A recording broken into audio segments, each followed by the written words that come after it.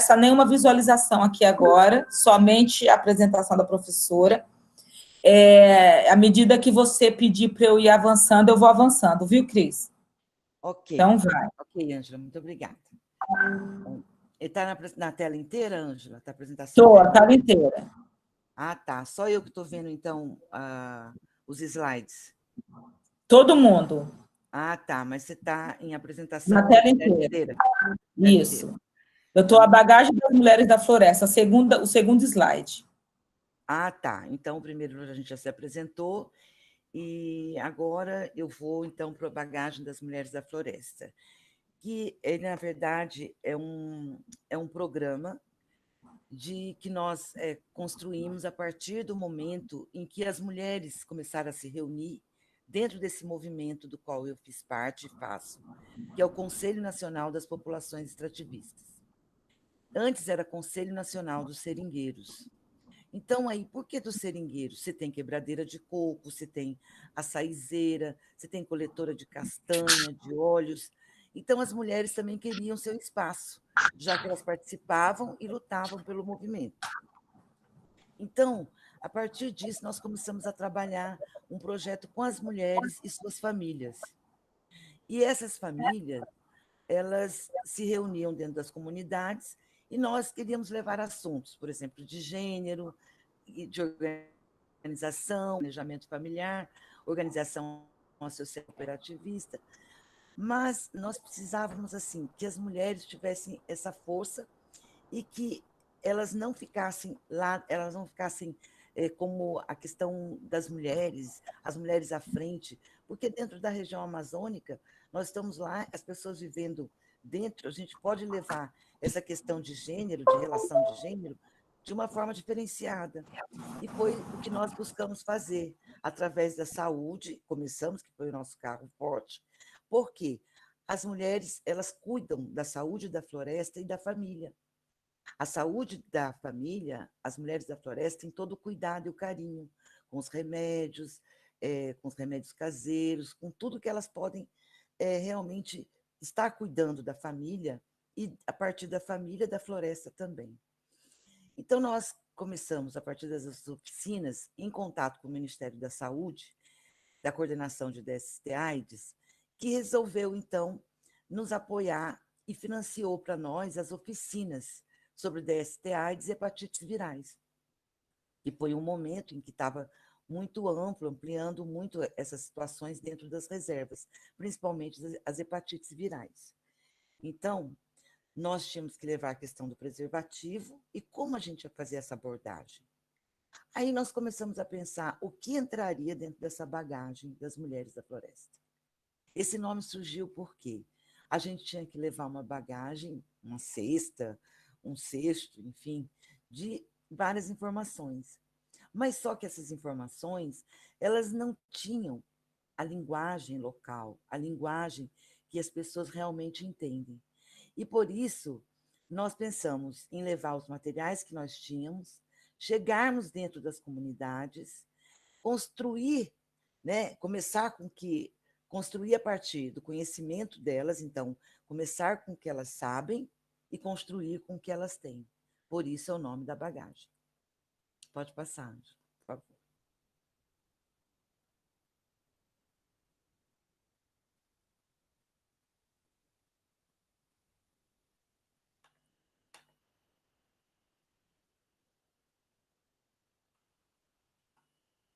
Pode passar, Ângela.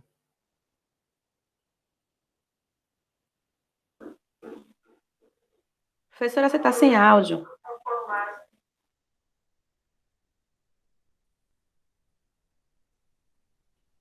Então, a partir desse momento que a gente falou dessa busca dos saberes locais para construir os materiais, saiu, Ângela, a apresentação.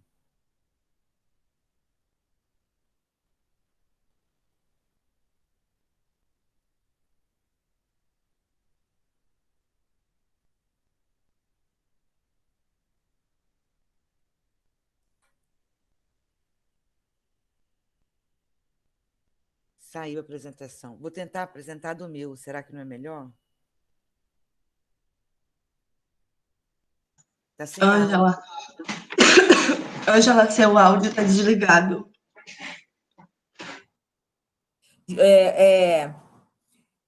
Cris, você tem uma setinha aí embaixo, está escrito apresentar agora. Sim. Aí clica no apresentar agora. Então, tem tela inteira e uma janela. Qual que eu coloco? Uma janela. Aí eu vou lá na minha apresentação. Você vai ver a sua apresentação, o PowerPoint. Clica nela. Aí você vai clicar nela, você vai colocar partilhar. Mas eu acho que o que eu estou vendo, eu tenho que buscar o meu arquivo, porque se eu estou vendo o que você está apresentando, não é isso? Mas eu parei de apresentar. Deixa eu dar para a Juliana, porque a Juliana apresenta para nós. Que a Juliana. Não, eu pego aqui, ó, eu já peguei ela. Espera aí. Então, deixa eu ir lá na minha apresentação. Você tem que estar com ele apresentando no seu trabalho, no seu computador. Sim. Então, se você estiver com ele apresentando no seu computador, aí você consegue partilhar dessa maneira, entendeu? Ok. O meu computador está muito lento. Tá, então tá. Estou me organizando aqui, só um instantinho. Tá, Agora pode ir com calma. Aberta. Isso. Aí você vai lá naquela tela. O meu está muito lento. Uhum. Tá. Ah, entendi. Tá vendo a minha? Agora está aparecendo. Tá? Aí você vai no partilhar. Isso. Ah, que bom. Tá aí já? Todo mundo está vendo? Isso. Agora a gente está. Ai, que ótimo. Aí você consegue ir na frente. Isso. Você manuseia. Isso. Tá ótimo. Então, isso. tá. Então, olha, só queria voltar aqui um pouquinho. Deixa eu só retomar aqui para ficar bem mais claro, porque já foi lá para a bagagem. Foi muito para frente, tá? Então, a partir disso, quando eu falo da questão das reservas extrativistas, as reservas extrativistas, elas são unidades de conservação de uso sustentável. A região amazônica é 61% do território brasileiro. Nós temos 24 unidades de conservação, que é uma das modalidades que contém gente dentro, unidade de conservação, territórios de uso coletivo. Então, desses 26 milhões de hectares, aproximadamente, com 94 reservas extrativistas e 381 assentamentos, que é tudo dentro dessa questão da reforma agrária, então nós temos uma imensidade de biodiversidade dessa floresta que conciliam direitos territoriais e diversidade cultural com a conservação e aumento da biodiversidade. Então, é nessa imensidão que vivem essas pessoas, essas famílias, as quais a gente atravessa os rios e fazem desses rios a nossa rua. Essas populações extrativistas, das quais eu falo ali, dentro desses milhões e milhões de hectares, são quebradeiras de castanha, onde as jovens já quebram castanhas. E esse legado que o Chico Mendes nos deixou, hoje nós já temos reservas extrativistas marinhas, que são os pescadores e as marisqueiras, por exemplo, que elas vão quebrar coco, eles têm as quebradeiras de coco, que é no Tocantins, e dentro das marinhas nós temos as marisqueiras, que deixam as crianças a brincar ali, e são vários os problemas que nós temos de saúde também por conta disso. E a falta de atendimento, que isso é um outro assunto que nós vamos colocar mais adiante, né? E por isso, com essas necessidades dessas populações extrativistas estarem sempre conosco, nós, então,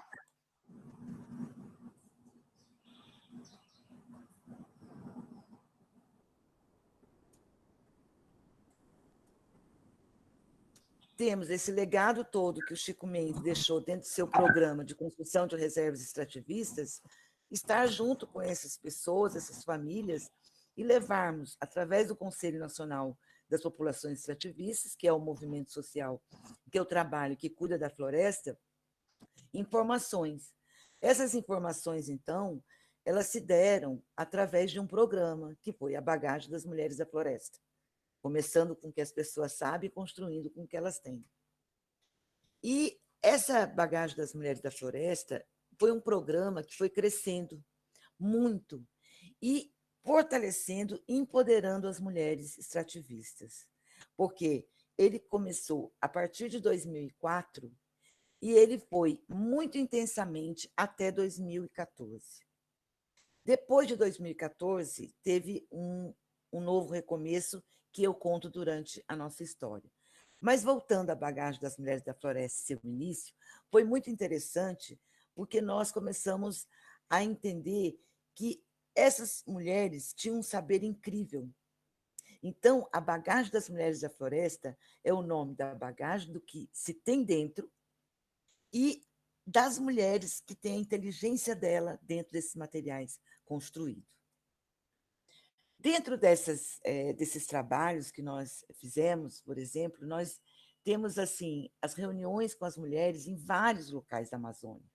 Então, a primeira é no Pará, aqui a segunda, aqui no Tocantins, um projeto Puxirum, também no Pará, abaixo aqui no Amazonas, aqui abaixo na região do Tucuruí, as crianças sempre conosco, quando nós estávamos chegando na floresta, eles participavam da reunião também no final, e também as famílias participavam dessas oficinas, onde era a Bagagem das Mulheres da Floresta, e nunca, né, nenhum homem, por que é a Bagagem das Mulheres e nós estamos participando?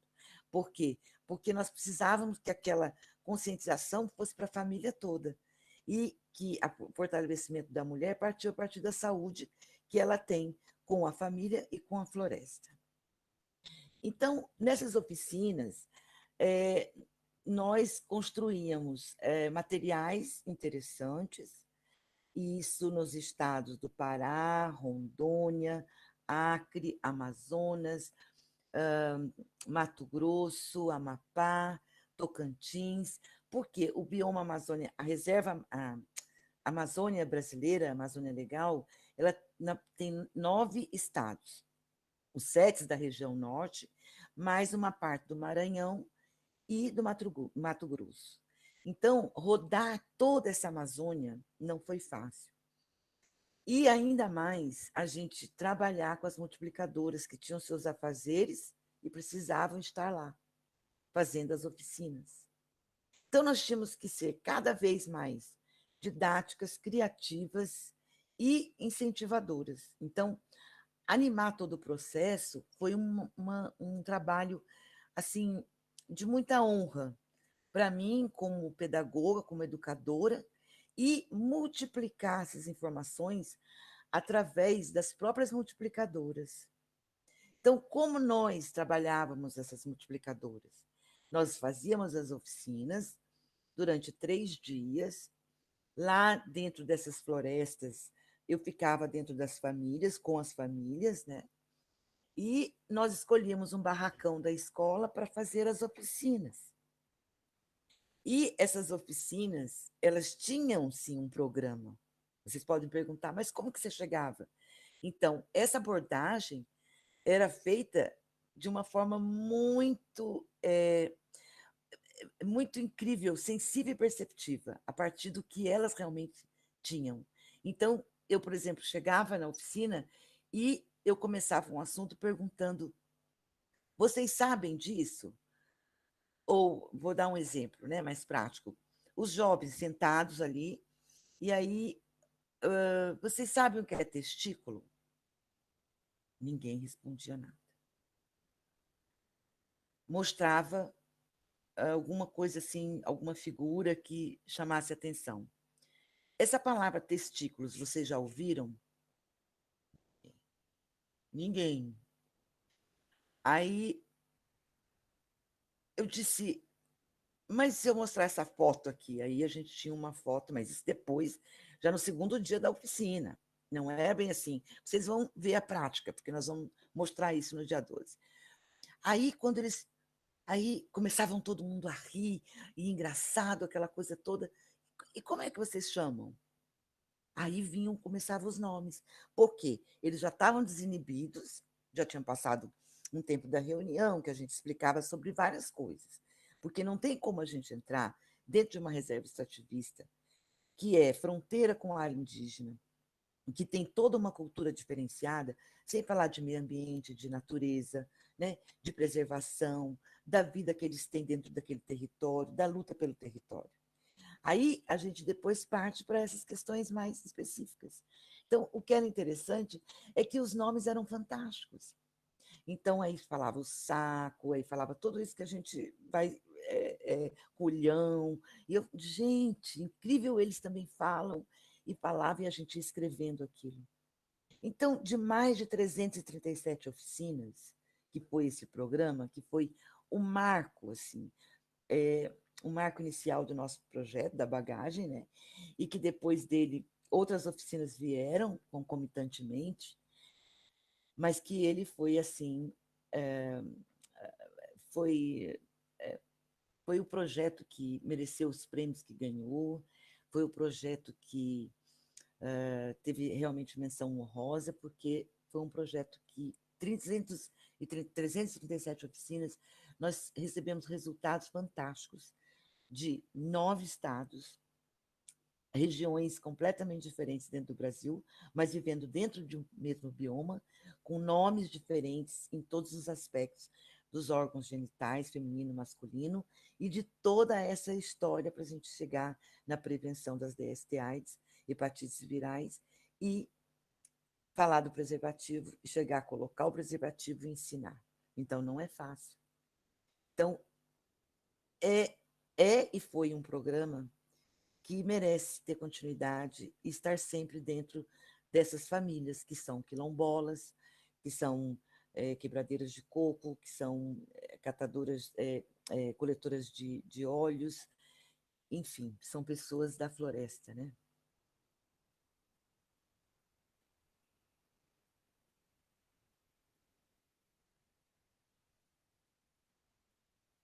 Quando a gente chega aqui na floresta,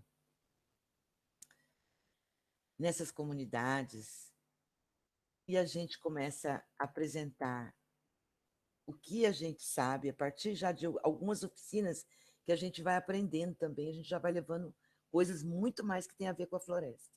Primeira coisa, a gente andando na comunidade, já que a gente fica 3 dias ou 4, dependendo da distância, só de barco a gente leva 3 dias e 3 noites para chegar em alguns lugares. Aí depois mais 3 de oficina, nisso leva de uma semana, 10, 15 dias, e também tem locais que você vai no mesmo dia e volta no mesmo dia.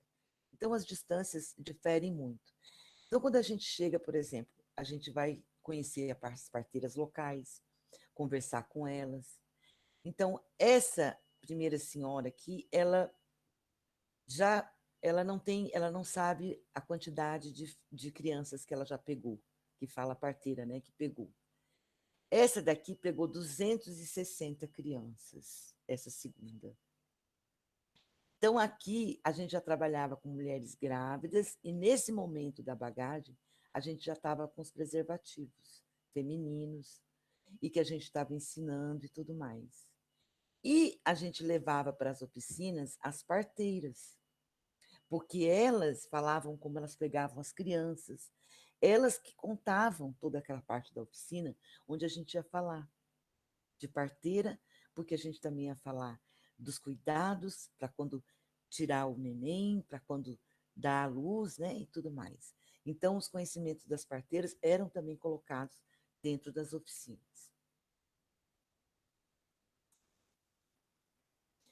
Essas oficinas, a gente também capacitava os agentes de saúde, que este aqui é um deles.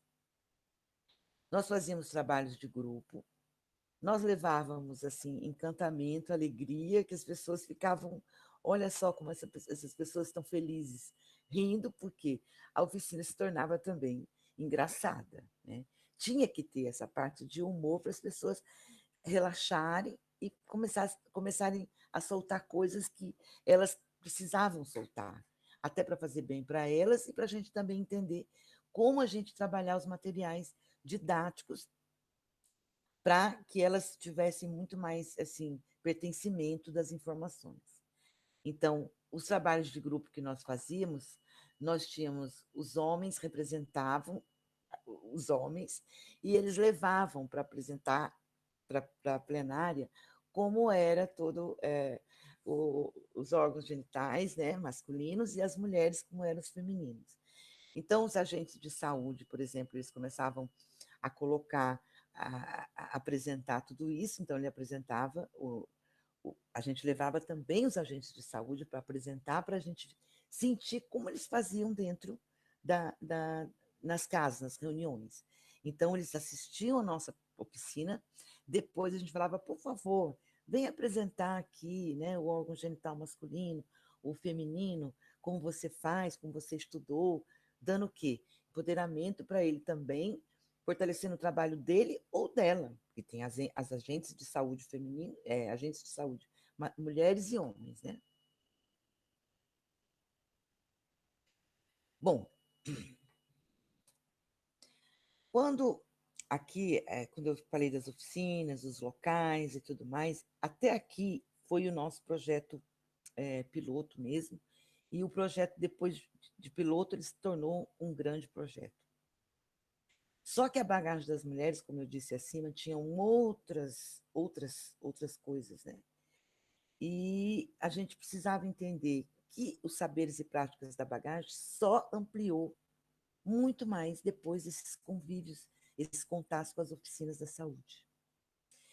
E melhor ainda, que nós tínhamos uma relação muito próxima com o Ministério da Saúde, principalmente a coordenação de DST-AIDS, e depois a questão da Secretaria de Gestão Estratégica e Participativa. Então, isso também contribuiu demais para os caminhos que nós tivemos, os próximos passos, né, da bagagem das mulheres da floresta. Então, dentro dessa bagagem, a gente queria colocar mais coisas e as mulheres também. Então, por que a partir desse assunto a gente não fala sobre isso, sobre aquilo? Eu falei, não, eu quero pensar cada vez mais junto com vocês, porque é maravilhoso, vocês ajudam a gente a trazer coisas novas. Mas nós podemos aproveitar tudo que nós já fazemos, porque dentro do Conselho Nacional das Populações Extrativistas já tínhamos várias políticas locais que a gente trabalhava, né? E que nós fomos melhorando cada vez mais e fomos trazendo para dentro da bagagem. Então, a campanha de documentação foi um passaporte de cidadania, que foi também junto com as oficinas de saúde. E essa campanha de documentação, nós documentamos mais de 5.000 famílias. Cada família, nós multiplicamos com 5,5. Era 6, 6,5, depois 5,5. Então, nós conseguimos documentar 5.000 famílias, e essas famílias foram interessantes porque nós trabalhamos toda a parte da documentação, tirando os registros das crianças que estavam acabando de nascer, e também as pessoas faziam aquelas filas imensas, e foi algo financiado pelo Ministério da Justiça, pelo projeto Puxirum, o governo da Finlândia, e também dentro do Ministério da Justiça levavam seus despachantes, então foi identidade, carteira de trabalho, CPF, registro de nascimento e óbitos quando necessário. As prevenções às DST-AIDS, que agora nós estamos falando do todo, que foi a oficina que a gente acabou de falar, como eram as oficinas, mas as oficinas que eu falei lá, que são de DST, como essa aqui, de DST-AIDS e hepatites virais, elas são todas relacionadas, com o mesmo estilo, mais ou menos, de metodologia, mudando o conteúdo. ABC do SUS e políticas públicas, que foi um outro programa local que nós trabalhamos, junto com o Ministério da Saúde, para entender o SUS, a importância dele, como acessar, e nós trabalhamos muito junto com isso a Política Nacional de Saúde para a População do Campo, Floresta e Águas. Essa política de saúde permitiu que nós construíssemos com os saberes e práticas também nessas rodadas que a gente fazia nas oficinas. Por quê? Essas próprias pessoas diziam das necessidades dela. E a gente levava para as nossas reuniões maiores dentro do Ministério da Saúde. E íamos transformando a política, construindo a política, que foi uma política construída de baixo para cima, assim como uma política nacional de povos e comunidades tradicionais. Então, essa política foi uma política assim fundamental e essencial para que a gente conseguisse colocar a importância das pessoas que vivem dentro da floresta terem voz para falar realmente de como elas gostariam de ver a saúde. Porque os postos de saúde que nós temos dentro da floresta, muitos estão fechados. A maioria não vê médicos há mais de 9 anos. E também aqueles que estão abertos, eles cuidam da saúde, eles cuidam da doença. Então, é o posto da doença e não da saúde. E quando eles falam posto de doença, eles querem os remédios lá, mas não tem médico, como pode ter remédio? Mas se tem um agente de saúde, por que então, não podemos utilizar aquele local para os agentes de saúde fazerem palestras para as famílias? As agentes de saúde trabalharem com as mulheres, os agentes de saúde trabalharem com os homens, ou juntos, atenderem as crianças, pesarem as crianças, como, por exemplo, na Pastoral da Terra, que contribuiu muito com os nossos projetos, com as nossas oficinas, pesando as crianças, vendo as mulheres grávidas. Então, essa contribuição da Pastoral da Terra, nós tentamos também levar com um projeto que vou colocar logo mais abaixo. Mas a política de saúde, a construção dela, começou a partir das oficinas da STA de hepatites virais, a nossa participação junto da Secretaria de Gestão Estratégica e Participativa, também do Ministério da Saúde, e essa política foi construída de 2005 até 2011. Mas, na verdade, nós passamos 10 anos fazendo todo esse processo para homologar, para depois tentar divulgar, enfim, e ainda não é como a gente precisa, não é como a comunidade quer que seja, não é como as comunidades colocam lá que é preciso. Porque o que é importante dentro da floresta é a gente sair da padronização e entrar no respeito à diversidade cultural, às diferenças que existem dentro da floresta. Gênero, saúde e comunicação foi uma prática, uma experiência que nós também, através de oficinas, nós conseguimos verificar a necessidade, por exemplo, das mulheres avisarem ou saírem correndo com os filhos, as filhas, as crianças, ou picadas de cobra, ou um parto, a criança está nascendo e tem dificuldade, a parteira não consegue, precisa ir para um socorro, ou outra coisa que a família necessite. Então, o que nós fizemos? Um projeto com o Oi Futuro, e a Oi Futuro financiou a comunicação, os telefones rurais. Aí, junto com o Ministério da Saúde, a partir desse apoio desse projeto, Oi Futuro, nós pensamos no 0800 para avisar para as famílias terem esse telefone rural para fazer chegar as informações e o socorro de emergência, porque, por exemplo, quantas crianças eu trouxe dentro dos barcos que eu vim picados de cobra? Algumas sobreviviam, outras não. Então, quantos féretros, né? Quantas pessoas que nós trazíamos dentro dos barcos que às vezes morriam lá dentro da cidade, que já chegavam sem condições de socorro, e nós precisávamos, né, trazer de volta. Então, as mulheres, por exemplo, às vezes chegavam a parir dentro das privadas, quando elas já chegavam assim, sentindo tanta dor, e que sentavam achando que era, por exemplo, às vezes necessidades de fazer cocô, de fazer xixi, E quando sentava no vaso, que a gente constava o primeiro posto dentro daquelas comunidades que a gente ia achando, então as prefeituras, os municípios pequenos chegavam, e às vezes chegava a começar a parir sentada na privada. Então, nós precisávamos dessa comunicação. Só que tudo isso que a gente estava tentando fazer e busca ainda fazer é com que seja, por exemplo, questões de exemplos para que os governos possam aplicar essas políticas públicas, essas ações, transformar em políticas públicas com recursos e com força verdadeira para acontecer lá dentro. Mas, infelizmente, nós temos as questões paliativas, mas não temos aquele programa mesmo de governo, a política que realmente fixe, né, em todas essas situações e necessidades vivenciadas por essas comunidades.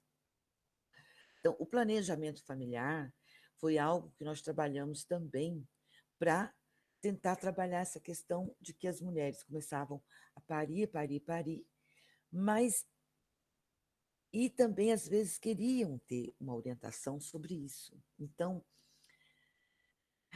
eu trabalhava nas oficinas falando sobre os preservativos, sobre como tudo era necessário para que as pessoas pudessem se orientar em relação à quantidade dos filhos, ao tempo necessário de um para o outro, né? Ajudar nesse sentido. Mas o nosso ponto maior dentro dessas oficinas, foi a questão da gravidez precoce. Então, as meninas de 11, né,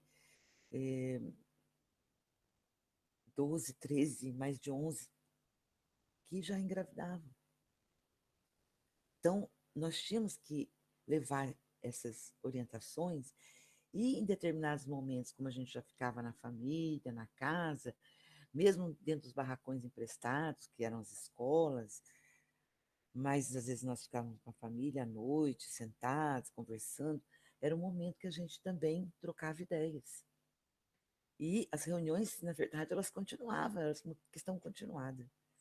E a gente ia, a partir daí, ouvindo e também dialogando sobre, entende? Às vezes, algumas angústias que as mães ficavam em relação a isso, mas não conseguiam falar, e a própria juventude, um pouco desorientada, porque também sem informação.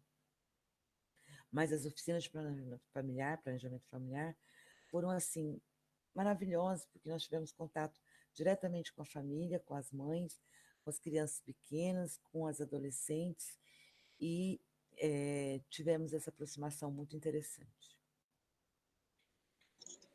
Então, a saúde e nutrição, que foi outro processo da bagagem das mulheres, que a partir dessa saúde e nutrição, nós trabalhamos as crianças, porque nós começamos a trabalhar os restantes das comidas que tinham nas comunidades e que receitas a gente podia fazer.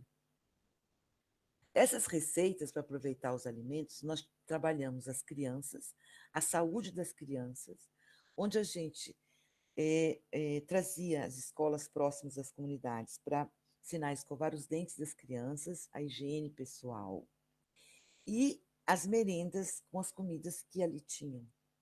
Então, foram sendo trazidas tantas receitas maravilhosas, e nós também falávamos do Triângulo Alimentar, que esse projeto foi um projeto financiado pela Save the Children, que apoiou muito todo o tempo, tanto no monitoramento como em todo o projeto.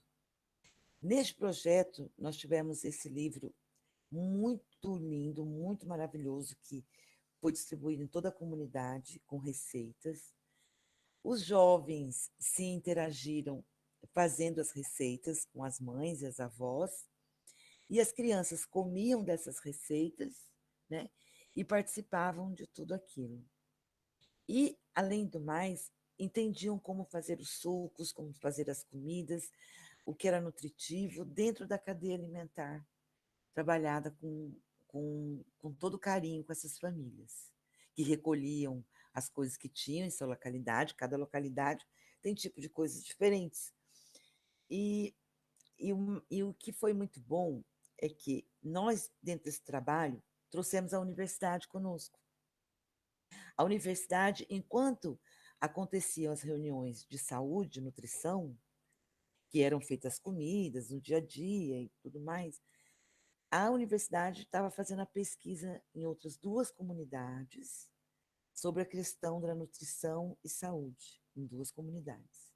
Então, foram pesquisadoras que trouxeram para dentro desse livro essas pesquisas sobre as comunidades que estavam sendo trabalhadas. Dentro desse projeto também foi possível a gente construir 2 casas das crianças da floresta. Essas casas nós trouxemos novamente a Pastoral da Terra para fazer esses trabalhos que sempre foram feitos e sempre foram dado muita atenção às famílias, e as famílias sempre valorizaram isso. E quando nós retomamos com esse projeto, foi fantástico, porque as crianças eram pesadas, as famílias iam para as casas, nós colocamos brinquedos para as crianças, e foi a partir daí que nós pensamos também nas creches para as filhas das marisqueiras, que ficavam na lama, caçando caranguejo e tudo mais, catando os caranguejos, e catando os caranguejos, catando os mariscos, né? E as crianças ficavam na lama, com riscos à sua saúde, além das mulheres, que já tinham em relação ao reumatismo, né?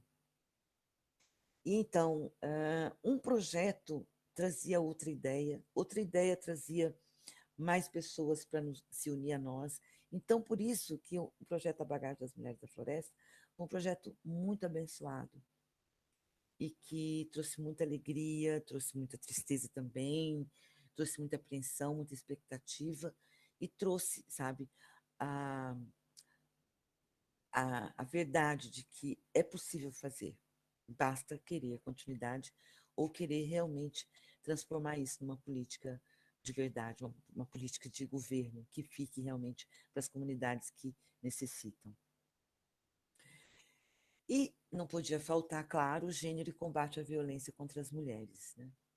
Então, nós íamos para a comunidade, essa comunidade é em Rondônia, uma reserva extrativista Ouro Preto, e essa oficina deu muito trabalho para pensar na abordagem e tudo mais, porque nós precisávamos de ficar com as mulheres. Mas depois que a gente já tinha tido essas outras tantas oficinas, que envolvia os homens, né, as famílias como um todo, nós já tínhamos condições de chamar as mulheres, porque nós fazíamos reunião também de combate à violência só com os homens.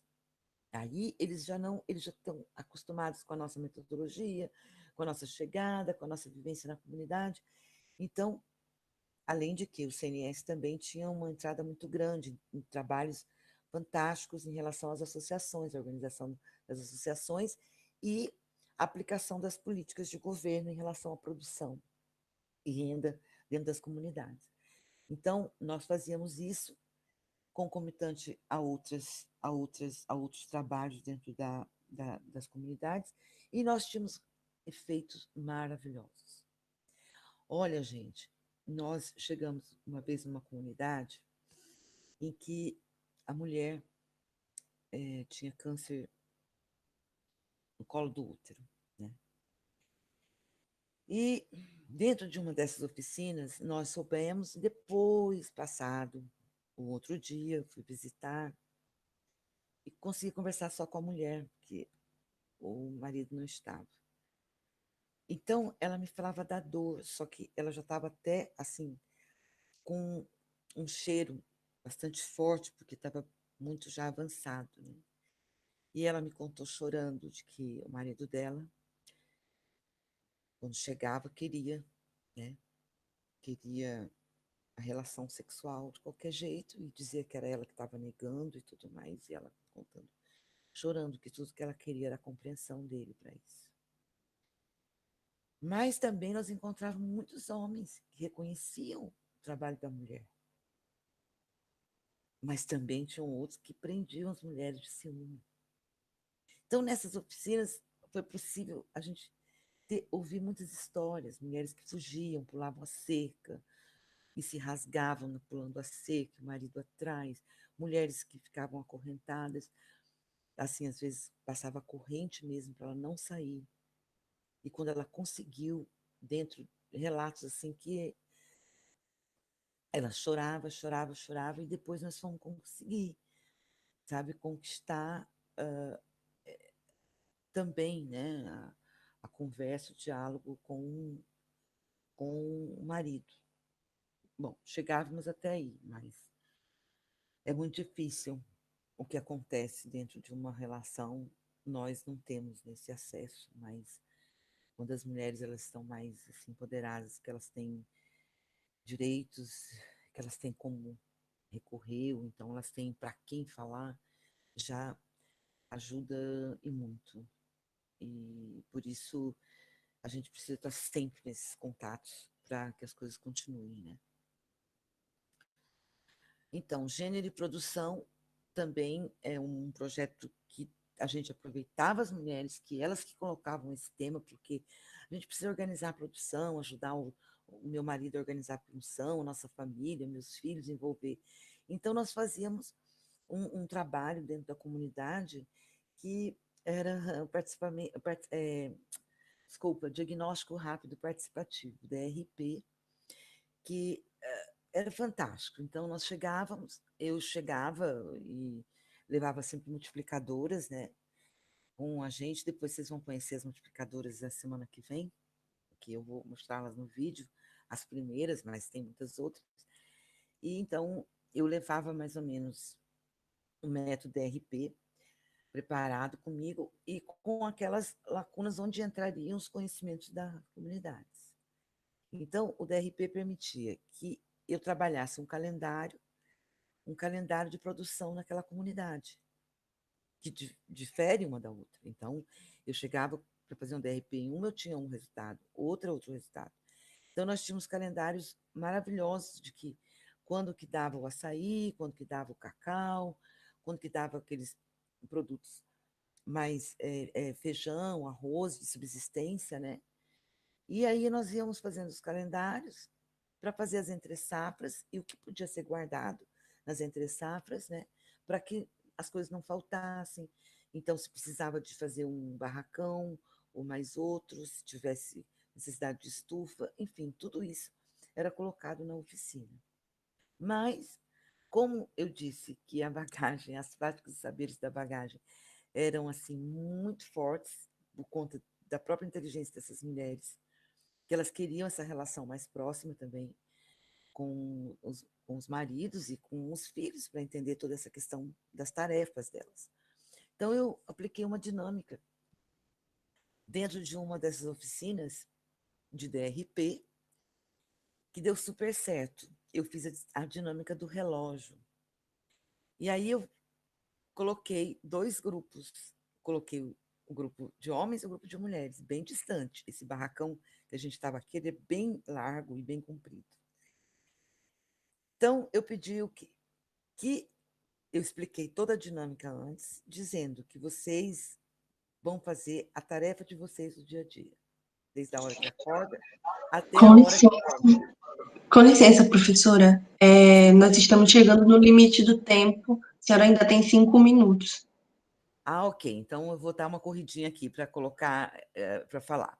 Então, o que a gente colocou aqui em relação ao relógio foi que os homens, essa é a tarefa dos homens, que está melhor, olha o dia dos homens e olha o dia das mulheres, que não cabe no relógio.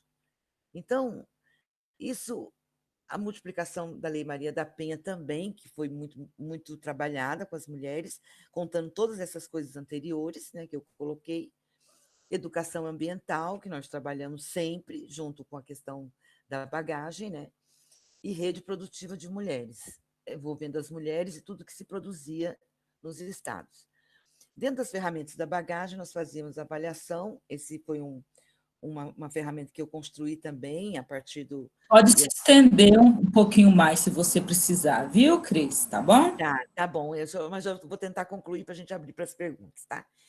Então, assim, essa ferramenta aqui, por exemplo, além daquela ferramenta que eu falei, em várias oficinas, a gente vai construindo ferramentas a partir do que a gente ouve.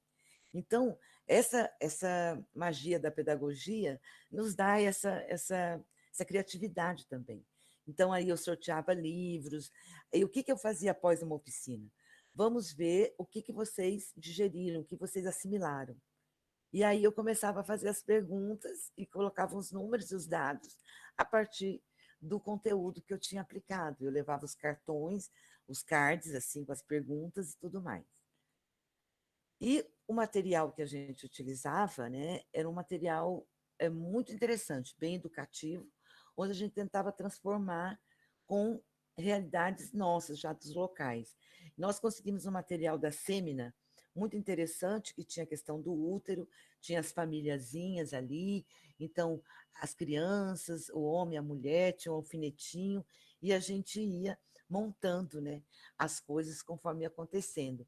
Aí tinha o material para fazer o par para a parteira, né, para o nascimento do bebê, e o vídeo da bagagem das mulheres da floresta, que foi um vídeo que ganhou menção honrosa, que tivemos um trabalho fantástico, e que é esse vídeo que nasceu a partir da metodologia da bagagem.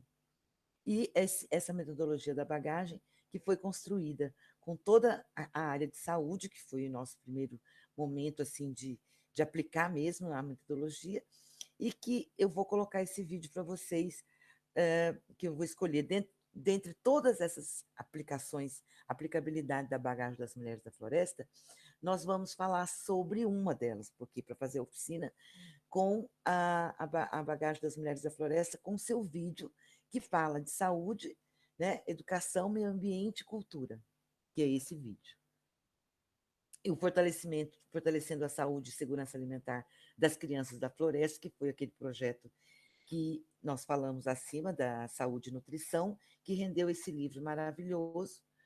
O Frutíferas e Plantas Úteis na Vida Amazônica, que nós trabalhamos com esse livro foi uma pesquisa de 10 anos em comunidades amazônicas, e que nós pudemos trabalhar com as mulheres com muitas coisas bonitas, poesias, frutas, a partir de todas essas poesias e artes realmente contidas no livro, era possível memorizar tudo isso que tem de coisas muito ricas dentro do livro. E as dificuldades são muitas, gente. A gente está encerrando e não é fácil. Por exemplo, isso aqui é toda mordida de pium, né? Fora perna, rosto e tudo mais, né?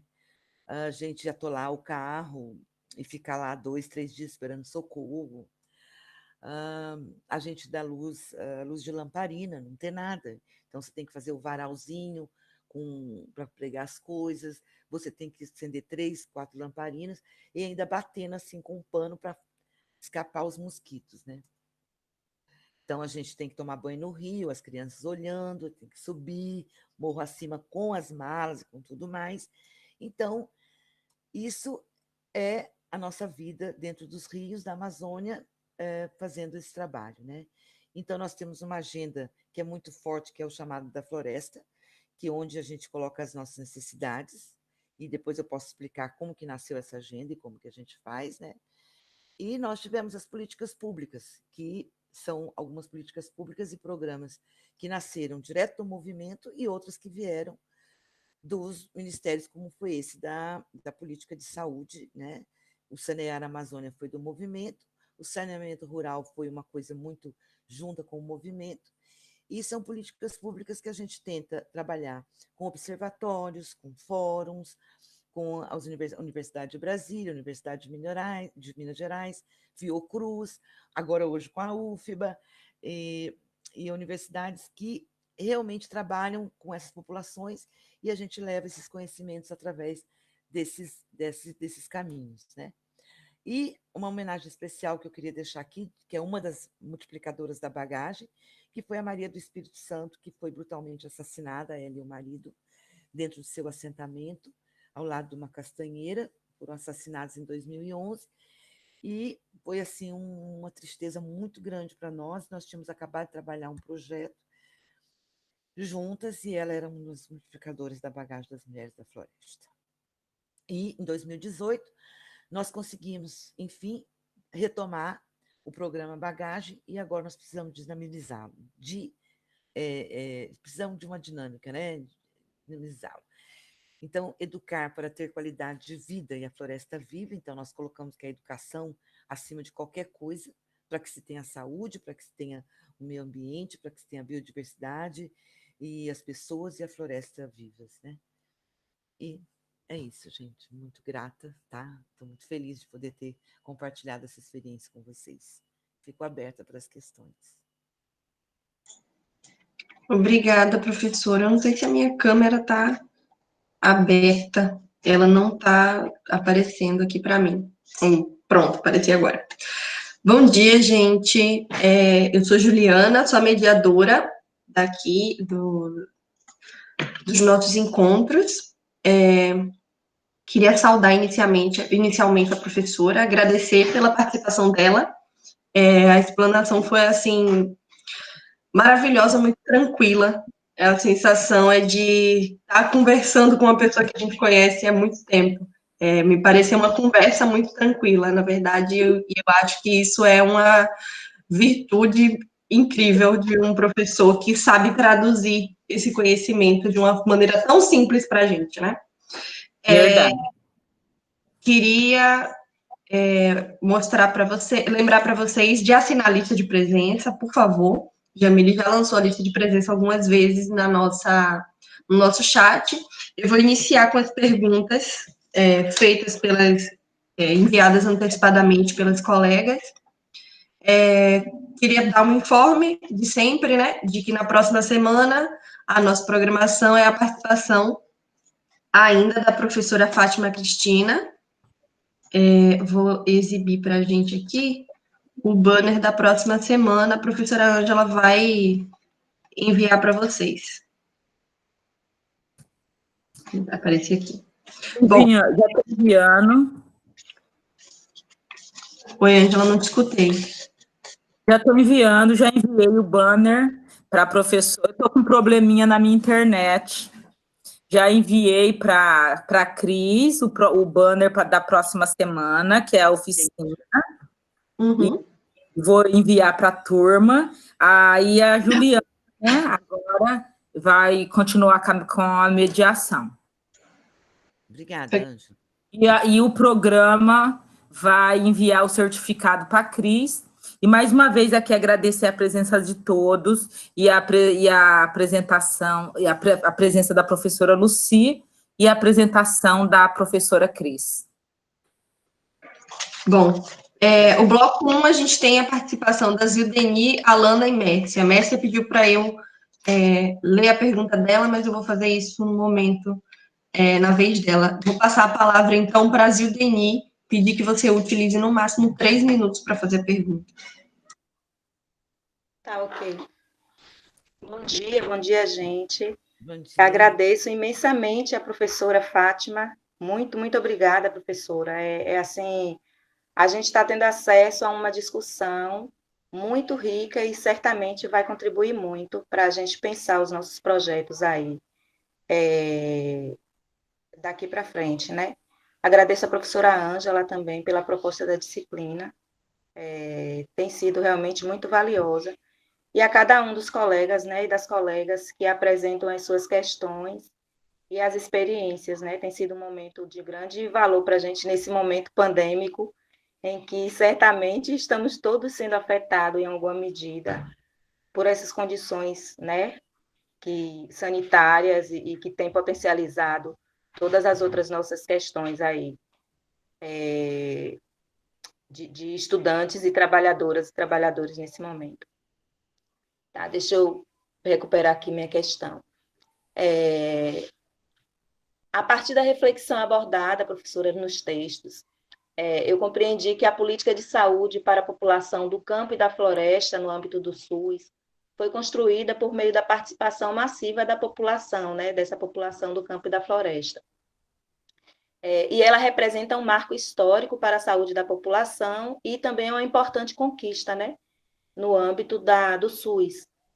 No entanto, a dificuldade de acesso ao SUS se constitui o principal desafio a ser superado por este povo, Apesar das especificidades geográficas da região, a omissão do poder público e a organização dos serviços de saúde reforçam ainda mais essa dificuldade.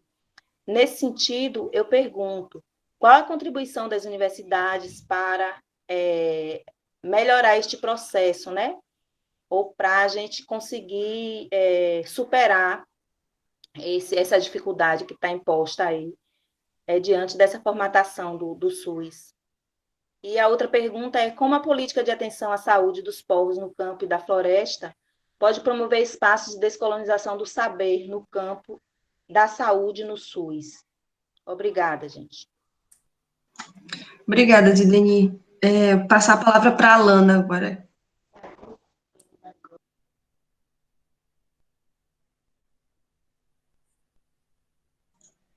A Alana tá ouvindo a gente? Tá. Vou ler a pergunta, então, da Alana e em seguida da Mércia. A pergunta da Alana é... Deixa eu ver. Achei que meu microfone estava fechado. Ela diz: é perceptível a morosidade ou ausência das ações de saúde do Estado voltado para populações das florestas, principalmente quando a operacionalização da política depende das esferas estaduais e municipais. Todavia, há um destaque positivo para o avanço, mesmo que mínimo, da política de saúde nas florestas, a participação efetiva das mulheres com o projeto A Bagagem das Mulheres na Floresta, que reforçou o processo educativo e de socialização de saberes na formação de todos os participantes ativos dessa atividade. Atualmente, no contexto de pandemia do Covid-19, ficou mais evidente a precariedade do Sistema Único de Saúde em todo o país. E mais crítico ainda para as populações da floresta, pois, se não conseguem atendimentos médicos de doenças pré-existentes na localidade, dificilmente conseguiriam acesso para serem atendidos com suspeitas de Covid. E ela pergunta, qual o impacto do Covid-19 no desenvolvimento biopsicossocial da população das florestas? E ela questiona em seguida, diante das dificuldades de acesso à saúde apresentadas nos textos, como populações da floresta e do campo têm enfrentado esse tempo de pandemia e quais as consequências para os projetos e programas em andamento?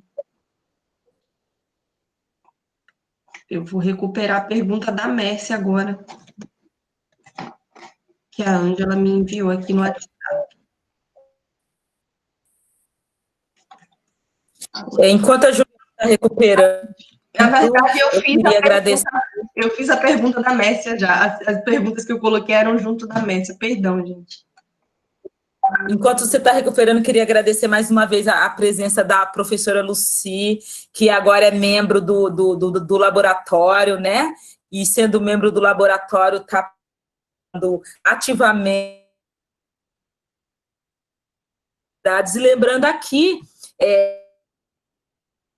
estamos discutindo sobre o canal no YouTube com o Genivaldo, né? E pensando aqui na participação da Lucy sempre ativamente aqui das nossas atividades, e pensar em incluir a professora Lucy no nosso canal, né? Depois eu converso com a Lucy particularmente, a Lucy me lembra pelo WhatsApp para verificar se ela tem interesse de nós estarmos destacando o nome da professora Lucy no nosso canal, tá bom? Depois você me lembra, Lucy. Eu estou com um probleminha aqui na minha internet, eu tive que vir aqui no quarto para ver se melhora um pouquinho. Tudo bem, professora. Então, recuperando aqui, a pergunta da Alana é saber, sobre o contexto da pandemia, né? Qual o impacto do Covid-19 no desenvolvimento biopsicossocial da população das florestas. E a pergunta da Mércia é saber, diante das dificuldades de acesso à saúde apresentadas no texto, como as populações da floresta e do campo têm enfrentado esse tempo de pandemia e quais as consequências para projetos e programas em andamento. Então, são perguntas que estão dialogando. Vou passar a palavra para a professora. Você tem 15 minutos para responder as 3 perguntas. Então, obrigada. agora respondendo a Zildeni. Muito obrigada, Zildeni, pelas suas palavras. E como as universidades têm contribuído para que o acesso, a promoção à saúde, o acesso ao SUS realmente ocorra.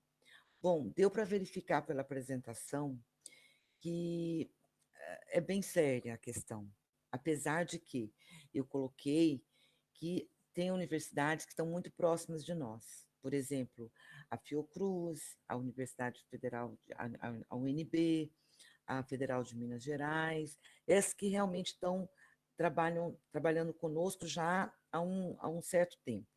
Mas as universidades com as quais a gente conversa individualmente também demonstram interesse.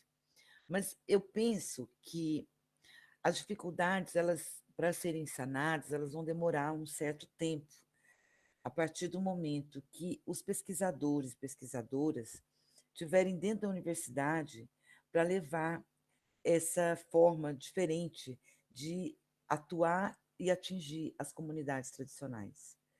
Por isso, Zildeni, que eu vejo que nós precisamos estar cada vez mais próximos da universidade.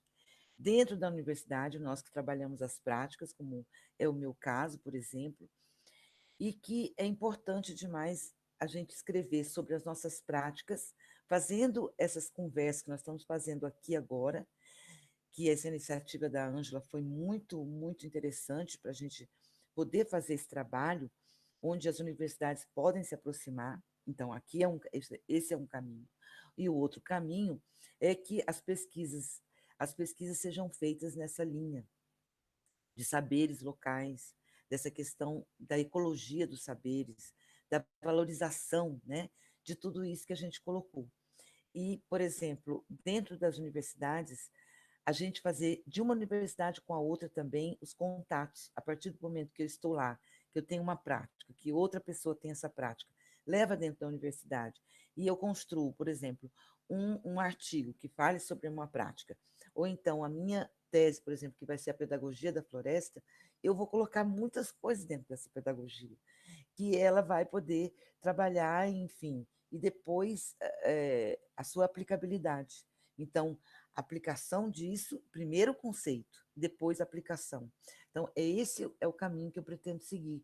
Mas, independente de qualquer coisa, nós também devemos chegar até as universidades, através daquilo que nós sabemos, e as universidades precisam fazer esse tipo de trabalho, de extensão, de buscar as experiências que existem para que a gente possa ter mais proximidade e as comunidades não tenham tanto medo da universidade, e sim, ao contrário, tenham a universidade como suas parceiras. E em relação à pergunta da Alana, se eu não respondi, Zildeni, depois você me coloca, tá? Por favor.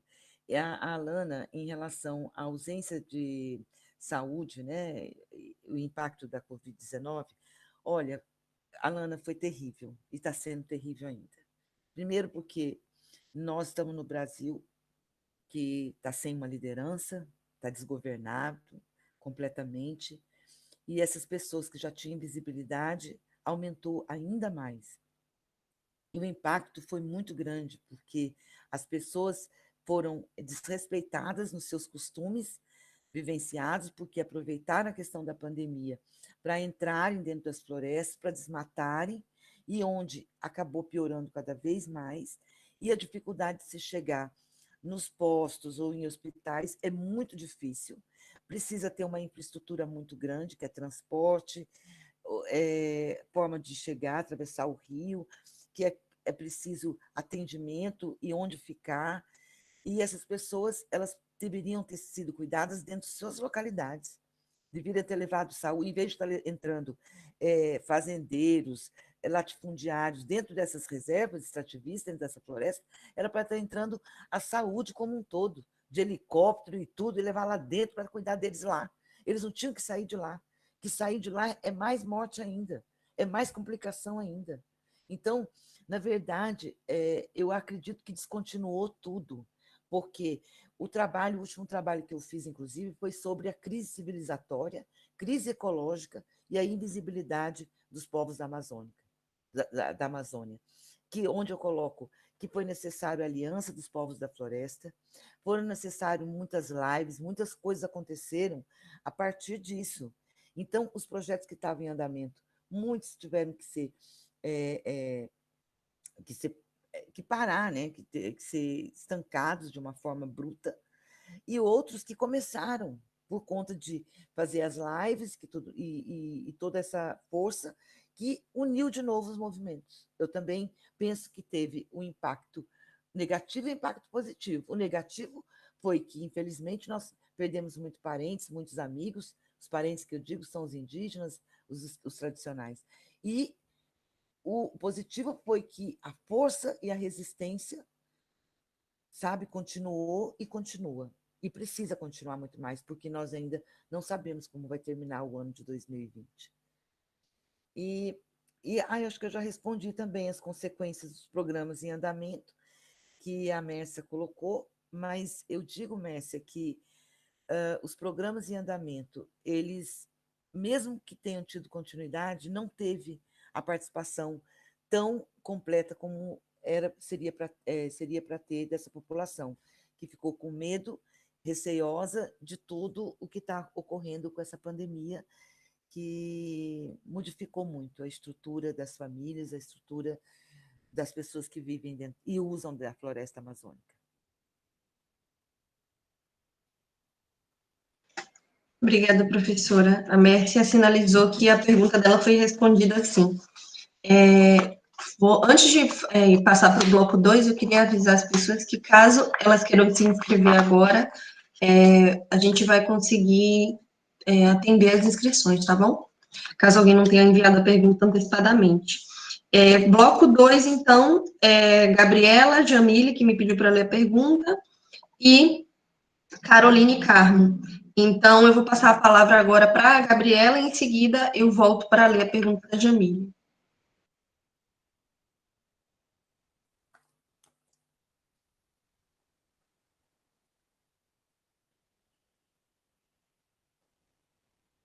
Gabriela está aí? Deixa eu dar uma olhadinha aqui na lista. A Gabriela teve que se ausentar um pouquinho, viu? E mandou a questão dela, colocou... Eu vou ler, então. Eu vou ler. Bom, a pergunta da Gabriela é: considerando que vivemos numa sociedade capitalista, onde o ideal neoliberal se recrudesce sobre os países de economia periférica, e o capitalismo tardio, como o Brasil, país este que apresenta uma enorme diversidade étnico-racial, cultural e ambiental em comunidades tradicionais, e como colocado no dossiê Ciências Sociais e Saúde, os povos da floresta, que preservam sua ancestralidade e tradições e continuidade através de muita luta e resistência, gostaria que a professora explicitasse qual a melhor metodologia para ser utilizada para a garantia dos serviços de saúde e o acesso às políticas públicas para esta população, no sentido da não violação dos mesmos, dos seus saberes como povos da floresta, do estabelecimento de um tratamento humanizado, levando em consideração o conselho do antropólogo Silvio Coelho dos Santos, 1996, que este diz: o respeito ambiental aos saberes das populações indígenas e dos habitantes tradicionais é um bom conselho para se começar a falar da Amazônia em termos de desenvolvimento sustentável. Como intervir, então, sem violar, usurpar e agredir? A segunda pergunta é a pergunta da Jamile, que diz: bom dia, professora Fátima. Tenho afinidade com metodologias de pesquisa e, na atual conjuntura, vem surgindo uma dificuldade pessoal em elaborar uma metodologia para o meu estudo, referente às contribuições da iniciação científica na formação de alunos negros. Durante a leitura do texto e conhecendo acerca da metodologia de imersão na floresta, a qual você sempre retornou com uma gama de conhecimentos, me faz pensar de qual forma podemos trazer as metodologias de pesquisa para o atual contexto da pandemia, de forma a preencher sempre a nossa bagagem, e como podemos aplicar o conceito da ecologia dos saberes nas imersões remotas, de forma a identificar os desafios para podermos superá-los. Você poderia tecer alguns comentários a respeito? As duas questões muito importantes, gostei demais. Sim. A gente está tendo perguntas ótimas. por acaso. Adorei o primeiro bloco, achei que as perguntas foram fantásticas. A próxima pessoa é a Carol. Só queria fazer um adendo, Júlia. A professora Luana, ela formatou um curso só sobre a sociologia das ausências, epistemologia do sul, para vocês, para as minhas orientandas e para vocês aqui do mestrado, para as minhas alunas do mestrado. Depois eu falo a data específica de um dia só, viu, gente? Especialmente, eu pedi esse curso especialmente para vocês. Tipo assim, o básico para vocês, viu? Ok, vou passar a palavra para a Caroline, então. Caroline Carmo. Obrigada, Júlia. Bom dia. Eu vou ler também para a gente tentar garantir o tempo, mas eu quero agradecer, né, a professora Fátima por compartilhar a sua experiência, agradecer novamente a Júlia e a professora Ângela pela proposta da disciplina. Só queria reforçar o que a senhora trouxe no texto, né, que enriqueceu a sua bagagem, mas enriqueceu a nossa bagagem também. Na verdade, esse diálogo de hoje acabou coincidindo com outro diálogo que eu venho tendo com uma amiga que é assistente social, que esteve por 2 anos trabalhando em uma cidade que ela apresentou para mim, o município mais indígena do Brasil, não conhece, São Gabriel da Cachoeira, no Amazonas, e desde então eu tenho quieta com algumas questões que ela apresenta, né? Assim, eu trago, na verdade, uma pergunta e uma curiosidade. Eu gostaria de saber se a senhora tem informação sobre como o programa está hoje. Acho que as meninas, a Alana e Mércia, trouxeram essa questão também, porque eu também trabalho na saúde pública, aqui no estado da Bahia, trabalho na ouvidoria, e eu sei que a Secretaria de Gestão Estratégica e Participativa deixou de existir, né, que de alguma forma, se eu não estiver enganada. E assim, como é que ficaram essas discussões sobre outros programas que pensam a ampliação do exercício da cidadania dos povos indígenas e tradicionais, como tem sido pensada a democracia nesses espaços, no contexto onde as políticas têm sofrido com um sério processo de desregulamentação, acho que a última questão também trouxe um pouco disso, e considerando também que os textos vão reforçar um pouco da importância das comunidades, a articulação de gestores e profissionais no respeito ao meio ambiente. Eu adorei uma das falas, é um ambiente inteiro e não meio ambiente, e os saberes da população indígena e dos povos tradicionais incorporam, enfim, a concepção de integralidade na saúde que é defendido pelo SUS. Eu queria saber se a senhora tem alguma informação, articulação dessa política com a assistência social, porque eu percebi que os textos também vão falar sobre os direitos e as negativas a essa população. Eu pergunto isso também pensando nesse contato com a minha amiga que eu falei, e que trabalhou nessa comunidade, onde em uma única comunidade havia diversas etnias indígenas. Inquietações que ela trouxe quando voltou para a Bahia foi que a forma como a política de assistência social acaba sendo efetivada atendia a algumas demandas da população que vivia no centro urbano do município, contudo, acabava dificultando a vida, não considerando a cultura e as necessidades das comunidades que estavam mais afastadas do centro urbano, né? Que, em geral, para chegar nos centros e para ter benefícios, demoravam uma média de 14 dias para sair do seu território e retornar para o seu local de origem. Enfim, né? Tentando resumir, se é que é possível, os relatos dela e informação de que o cartão de benefício, por vezes, ficava de posse dos comerciantes locais, para custear dívidas adquiridas, né, nas viagens aos centros urbanos, uso abusivo de álcool e outras drogas, alto índice de violência contra a mulher, até começar a sinalizar. E pergunta é se, por acaso, o programa A Bagagem das Mulheres refletiu um pouco sobre esse assunto, teve alguma aproximação, enfim, se a senhora tem alguma informação. Muito obrigada. Ok, obrigada. Obrigada, Caroline. Passar novamente a palavra para a professora para responder. Bem, obrigada, meninas. Então, a Gabriela, né, em relação à metodologia para as políticas públicas, né, olha, na verdade, a avaliação que nós fazemos durante todos os nossos percursos dentro da floresta de imersão é que, primeiro, as políticas públicas precisam ser construídas de forma diferenciada. Então, não adianta nós termos uma política pública que ela é brasileira, mas não faz as diferenças das localidades, porque cada região é uma região e cada povo tem uma necessidade. Então, o Brasil é muito grande e acaba que esses padrões eles vêm só atrapalhar o percurso, que responde um pouco a Carolina também. Mas aí eu acho que eu vou falar de um geral, acho que vai atender as três.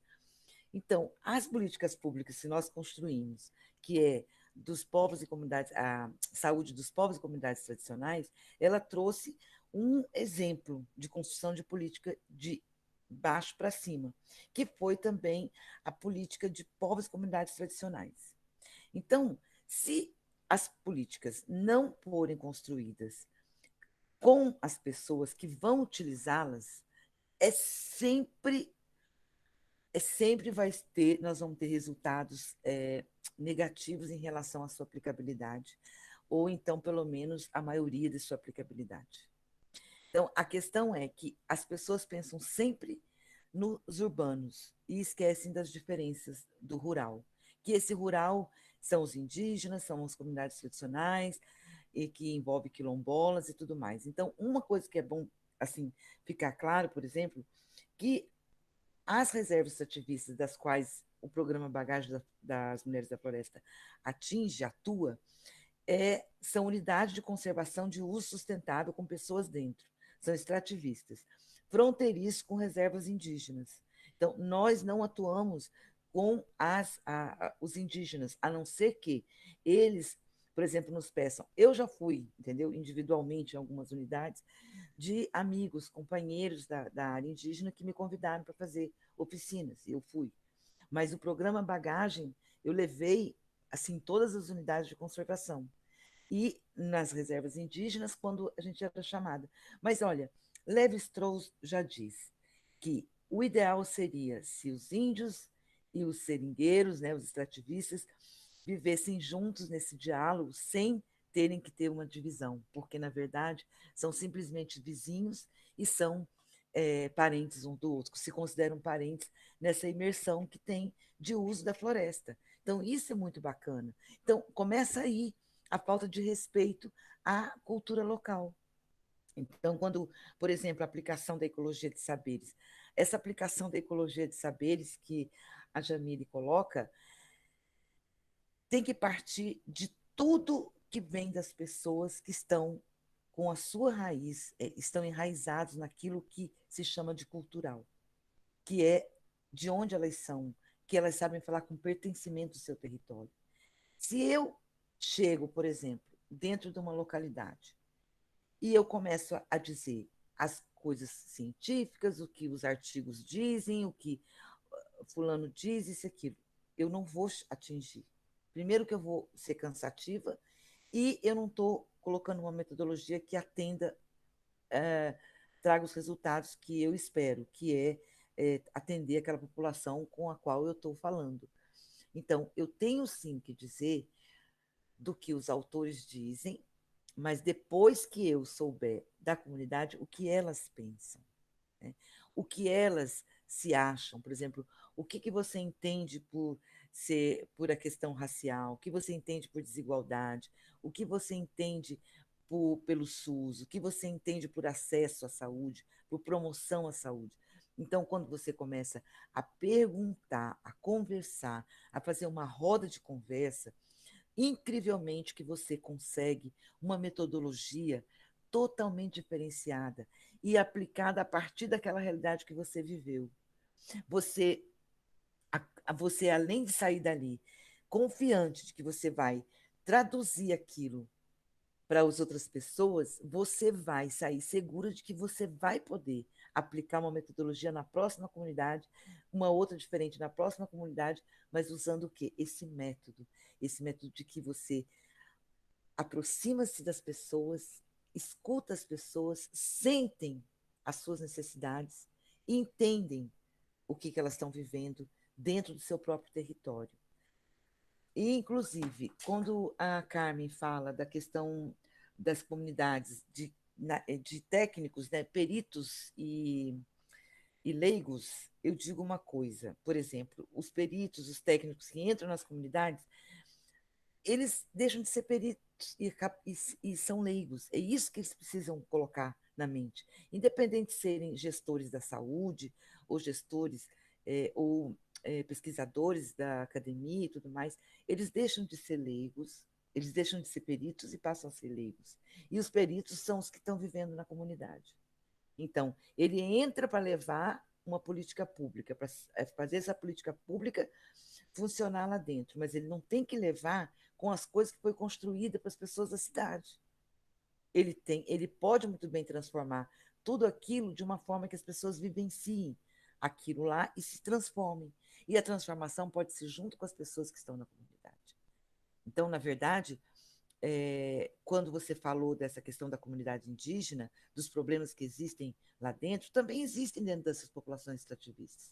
A questão do álcool, a questão do abusivo de droga, a questão da perda da juventude, que vão indo para fora das unidades atrás de um capitalismo que coloca que a vida é maravilhosa, tem que ter uma casa bonita, um carro perfeito, tem que ter isso e aquilo, tem que ter uma família sabendo que pode ficar dentro da comunidade e ter tudo isso, se for fazer um pensamento vertical, né? Se for fazer um pensamento vertical, eles vão sair de onde estão, mas se for um pensamento horizontal, onde conscientemente tem que entender o que é o desenvolvimento, que não é o desenvolvimento de estrada, de carros de marca, de casas maravilhosas, de mansões, mas o desenvolvimento começa principalmente pela consciência, de saber que você é um ser que tem capacidade de construir tudo o que você precisa dentro do seu local. E esse saber ecológico é importantíssimo para que a gente realmente consiga fazer esse diálogo onde as necessidades serão atendidas e a ponte entre o acesso e a promoção realmente aconteça, essa ponte entre comunidades tradicionais e universidades, essa ponte entre nós que vamos lá dentro como técnicos, mas voltamos com a sabedoria deles para construir metodologias novas. Enfim, eu não sei se eu consegui explicar, atender bem as perguntas, mas eu acredito que na oficina, onde a gente vai colocar a prática, eu vou poder aproveitar mais essas perguntas de vocês para tentar enfatizar melhor. Obrigada. Obrigada, professora. A gente recebeu mais uma pergunta, que foi a Carolina Souza, e eu vou fazer a pergunta para ela pediu para eu ler. Ela coloca aqui: compreendendo as questões dos riscos iminentes à saúde e a dificuldade na promoção em saúde dessas populações tradicionais abordada no texto, gostaria que a professora falasse um pouco mais dos desafios da aplicação do programa A Bagagem das Mulheres da Floresta, em que o respeito à autonomia do sujeito no autocuidado e gestão dos seus corpos irá fazer toda a diferença na aplicação das oficinas. Até porque são sujeitos que já detêm um conhecimento específico sobre cuidado, principalmente ligado à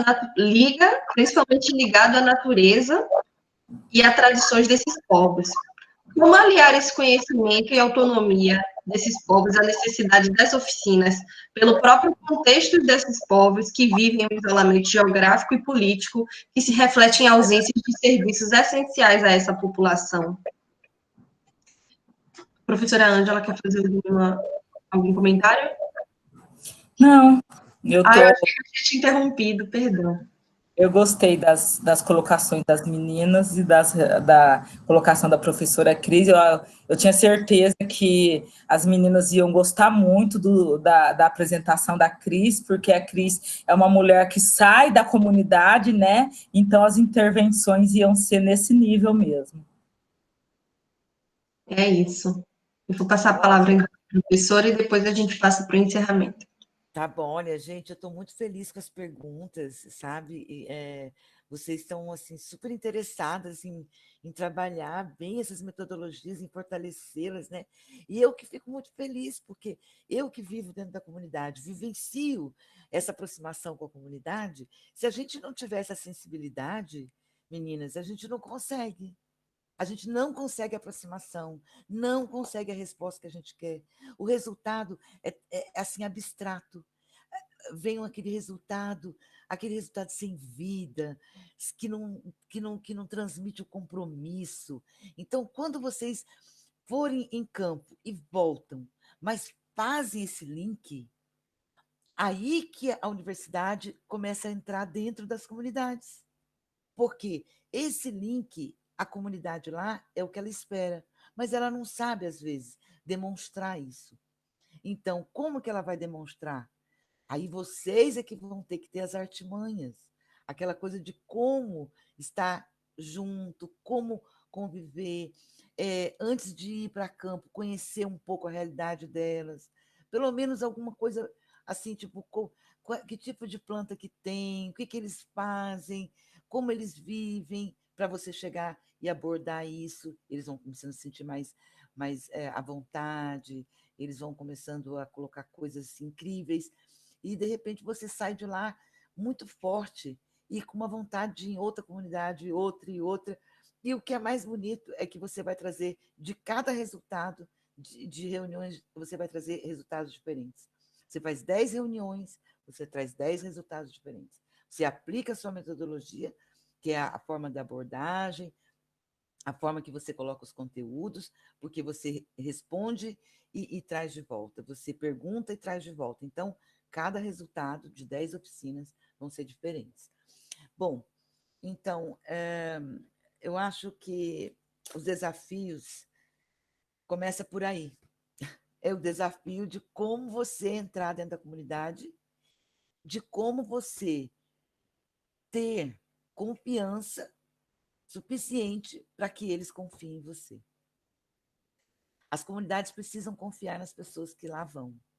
As comunidades precisam entender que os conhecimentos que elas vão colocar para vocês não é para ser colocado de uma forma, tipo assim, vendido, ou tipo, só para ser colocado para as pessoas saberem que vocês estão indo lá. Elas querem confiar de que aquele resultado vai ter um reflexo. Aquele resultado vai ter um reflexo que vai trazer políticas que eles precisam, que vai trazer novas orientações para que eles possam caminhar e ter uma dignidade, a vida digna.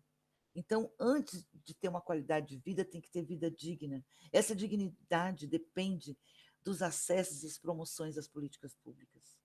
Políticas públicas que todos nós, cidadãos e cidadãs, temos direito, independente de estarmos na zona urbana ou rural, e ainda mais na floresta.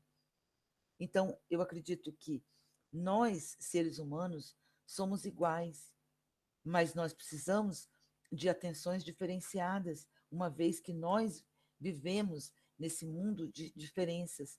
E essas diferenças, a partir do momento que elas não forem rejeitadas, mas forem sim aceitas, nós vamos fazer uma coxa de retalhos, onde todas as metodologias, onde todas as linhas de pensamento, as tendências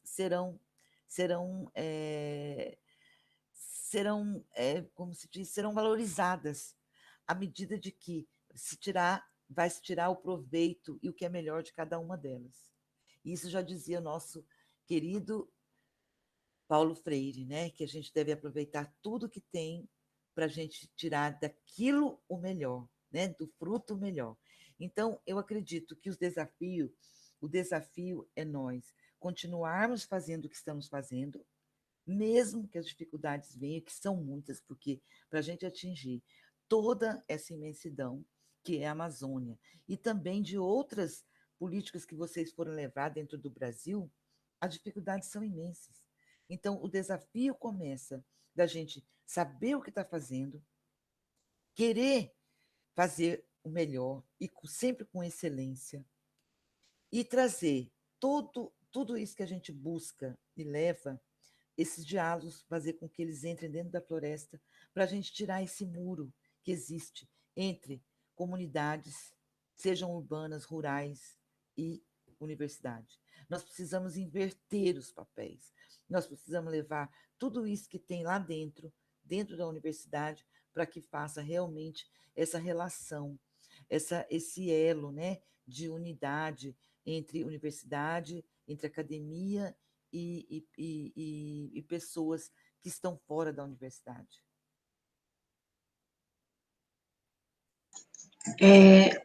Eu teve uma inscrição, gente, que eu acabei não vendo no chat. Eu vou passar a palavra à Ruth. Para mim, é uma participação indispensável dentro do que a gente está discutindo. Vou passar a palavra para a Ruth, então, deixar que ela se apresente. Bom dia, meu nome é Rutian, eu sou indígena do povo Pataxó, e sou graduada em Economia pela UFBA e atualmente sou estudante de Direito também pela UFBA. Eu queria parabenizar a professora pela discussão. É um tema que, apesar de não ser da minha área de pesquisa, é um tema que eu me agrado muito, né? Por a gente sempre fazer parte dessas discussões sobre saúde, principalmente aqui na UFBA, a gente tem um observatório de saúde indígena, os estudantes indígenas da área de saúde são muito organizados e tem uma atuação também nas comunidades, fazer oficinas e fazer um trabalho interessante nas comunidades aqui no estado da Bahia.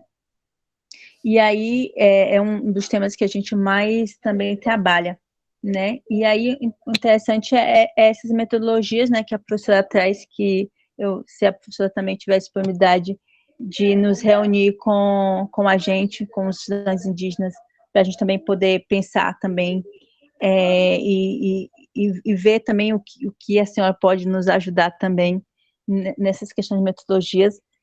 Eu conheço um pouco a Amazonas, eu já fui lá muitas vezes, tenho muitos amigos também lá, porque eu faço parte do movimento indígena organizado aqui do estado e do Nordeste, então a gente sempre tem essas trocas, né, e eu sempre digo que a gente aprende muito com essas trocas, né, porque eu sou Pataxó, eu não conheço a realidade dos banhos que está em São Gabriel da Cachoeira, dos Tucano e tal, e essas trocas é importante também, né, e aí a gente aprende muito com essas trocas, e eu aprendi muito nessa caminhada acadêmica com essas trocas, e também por isso que meu TCC não foi sobre meu povo, eu fiz só sobre o meu povo na minha especialização, mas o meu TCC foi sobre um outro povo, porque a gente aprende mais e a gente cresce também como ser humano quando a gente começa a tentar enxergar com os olhos do outro, né? Tentar ver como é a realidade. Primeiro, queria parabenizar a professora por isso e também dizer, né, tipo assim, que como esses projetos são importantes naquela região do Amazonas. É uma região distante, onde a gente tem as estradas como rios, então tem essa dificuldade do acesso, e eu fui nas aldeias que ficam no Baixo Rio Amazonas, em Parintins, ali o Sataé Maués, eu tenho um contato bem grande com eles, e eu vi a precariedade dos deslocamentos, né, entre a comunidade e a cidade de Parintins, como é feito também, né, o povo indígena tem um subsistema de saúde indígena, a CESAI, e como que é, né, a aglomeração dos indígenas quando vem para as casais. Eu vejo isso aqui no meu estado, como a dificuldade do acesso, porque normalmente as comunidades indígenas, nas suas localidades, né, tem algum conflito com a prefeitura, com o local, então assim, a CESAI faz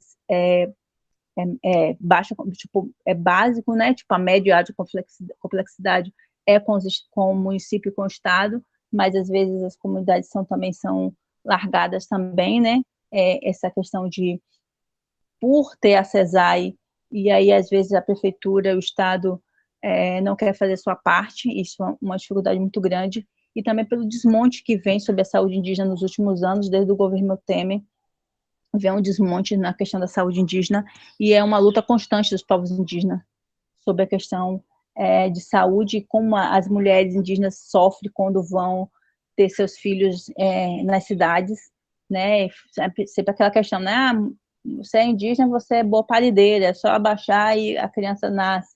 Então, todas essas questões de racismo, como as mulheres indígenas, quando vêm para a cidade, né, para ter seus filhos, a gente tem essa preocupação muito grande sobre a saúde, é um dos temas das bandeiras do movimento indígena da PIB, né? E aí a gente já fez muitas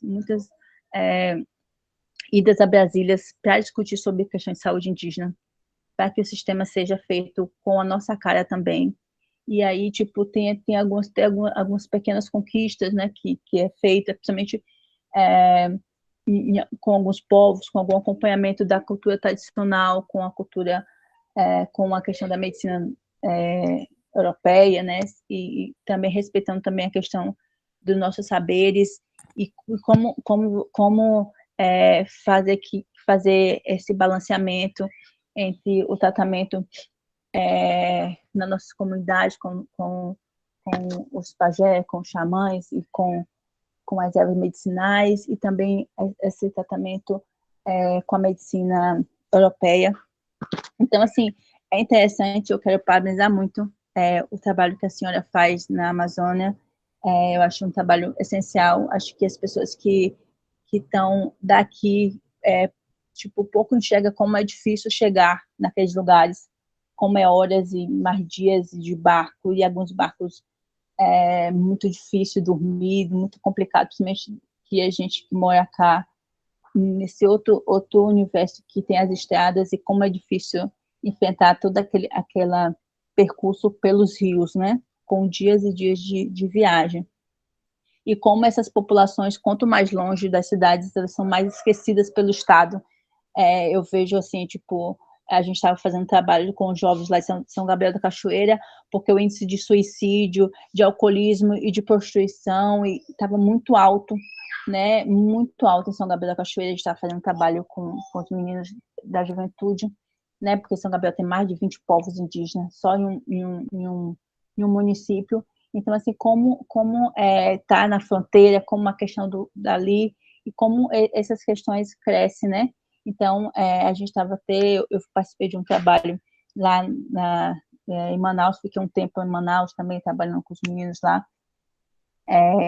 Então, assim, como a gente vê que é difícil esse acesso a esses lugares, problemas que eu estava em uma reunião de mulheres e eu fiz os problemas que na Bahia já estava passos à frente, em alguns lugares ainda estava no iniciozinho, assim, como esse diálogo, assim, tipo, a gente está caminhando em alguns passos e outras comunidades estão ainda no início de uma luta, de uma reivindicação. E aí, como é importante ter esses aliados, esses parceiros no lado dessas comunidades para poder fazer um trabalho de fortalecimento também. É isso. Obrigada, Ruth. Eu vou passar a palavra para a professora. Obrigada, Rutian. Começando pelas parcerias necessárias, você sendo uma indígena, né, sabe muito bem das dificuldades, e as parcerias começam pela união dos povos da floresta. A Aliança dos Povos da Floresta envolve os indígenas e todas as populações tradicionais. Então, agora, nesse momento de pandemia, essa unidade que foi iniciada, a Aliança dos Povos da Floresta, em 1988, logo depois da morte do Chico Mendes, do assassinato do Chico Mendes.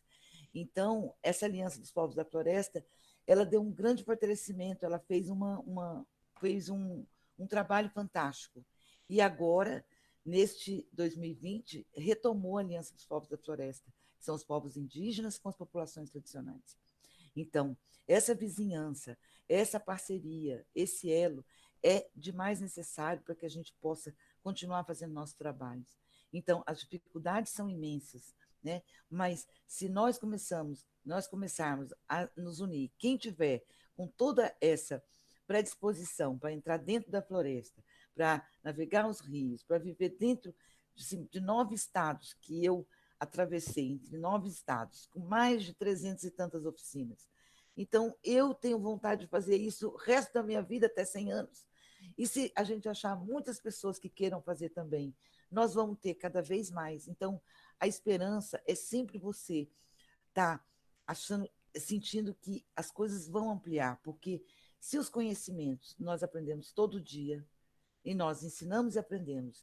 E nós nunca vamos aprender tudo, e nós nunca vamos conhecer a biodiversidade da Amazônia e desses povos. Então, são coisas assim que nós precisamos realmente estarmos conectados para estarmos fazendo juntos e entender o trabalho um do outro. Então, por exemplo, eu tenho um amigo que fez um trabalho sobre conflitos indígenas na Bahia, e foi muito interessante, e nós trabalhamos muito essa questão da política, dessa política de metodologia.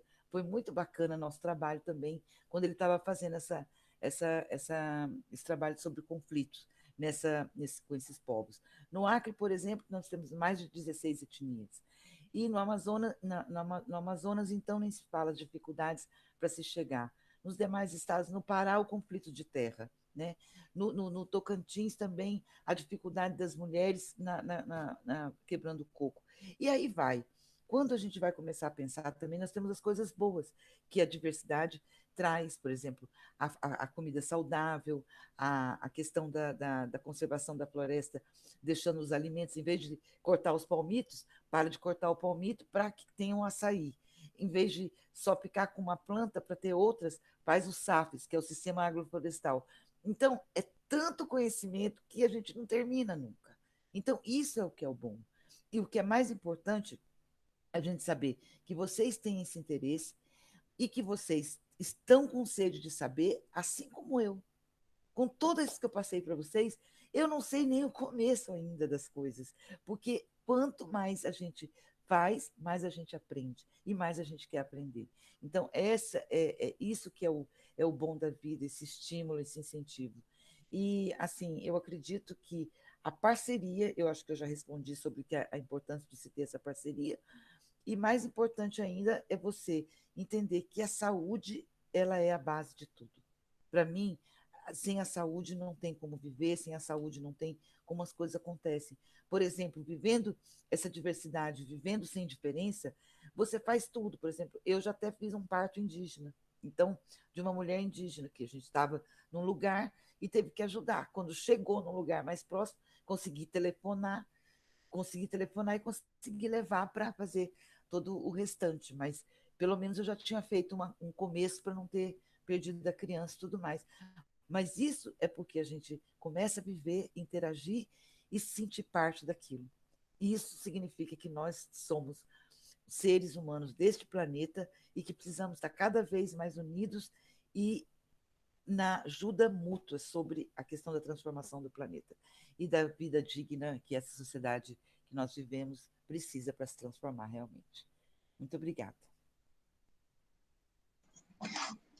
Obrigada, professora. Vou passar a palavra para a professora Ângela para fazer os comentários finais. Agradecer, então, a professora Fatinha, pessoalmente, né, minha amiga Cris, pelo aceite, né, e por fazer uma exposição tão brilhante, né, da sua experiência, da experiência que ela acumulou ao longo da sua vida. Geralmente a gente vem para a academia e vai fazer a nossa pesquisa com a comunidade, né? Raramente a gente tem profissionais tão brilhantes que têm a sua experiência e que vem para a academia, que é esse processo que todas nós deveríamos fazer, que é vir da comunidade para a academia, né? Esse processo inverso, né? Que todas nós deveríamos ter. Então, eu acho que essa experiência que você tem, que você trouxe para as alunas do serviço social, para as meninas que estão fazendo o mestrado, o doutorado, que é o caso da Carolina, para mim, para a professora Lucy, que estamos, né, à frente dessas alunas, a professora Lucy há mais tempo do que eu, né, ministrando aula no mestrado, em desenvolvimento social, no norte de Minas, um pouco mais tempo que eu. Então, é uma gratificação muito grande, pelo menos da minha parte, em ouvi-la, né, e ouvir essa experiência tão bacana e tão gratificante, né, e agradeço profundamente em nome das minhas alunas de graduação, do curso de pesquisa, e em nome das alunas do curso de mestrado aqui da Universidade Federal da Bahia, e já convido para a próxima semana em ouvir, né, a nova experiência que você aplicou com essas mulheres, né? A metodologia que você aplicou também aí com essas mulheres das florestas aí no Amazonas, né? Agradeço nesse momento tão crítico que nós estamos passando, né? Com essa pandemia, nós passamos aí particularmente juntas em Portugal e agora aqui no Brasil, essa segunda onda em Portugal e aqui no Brasil não passamos nem a primeira ainda, mas que estamos fortes, né, e com a esperança de que um dia tudo isso passe, que nós nos reencontramos, ou que você venha aqui para o Brasil, e que consolidamos tudo isso com um novo momento, né, que a gente tente fortificar as nossas experiências, que é isso que você está tentando, especialmente no serviço social, onde nós lidamos cotidianamente, cujo nosso objeto é a questão social e que nós lidamos no cotidiano com as pessoas empobrecidas, e as pessoas empobrecidas, historicamente, são as pessoas negras, né? Historicamente, são os negros, são os afrodescendentes, e que a sua experiência nos traz, né, a possibilidade de refletir sobre como a gente pode lidar com mais criticidade diante, né, dessas possibilidades de pensar, né, em como está lidando com essas mulheres, né, que lidam com a pobreza e que elas têm cor, né, e essa cor é a cor negra, né, pensando numa cor no sentido, numa categoria mais nativa, né. Muito obrigada, Cris. Se você quiser fazer explicitar uma finalização, você fica à vontade, e aí eu já te mandei o banner da próxima semana, né, e muito obrigada mais uma vez. Se alguém quiser fazer uma finalização, vocês também ficam à vontade, tá bom? Ângela, olha, muito obrigada. Obrigada a todos e todas os participantes que vieram aqui ouvir essa minha experiência.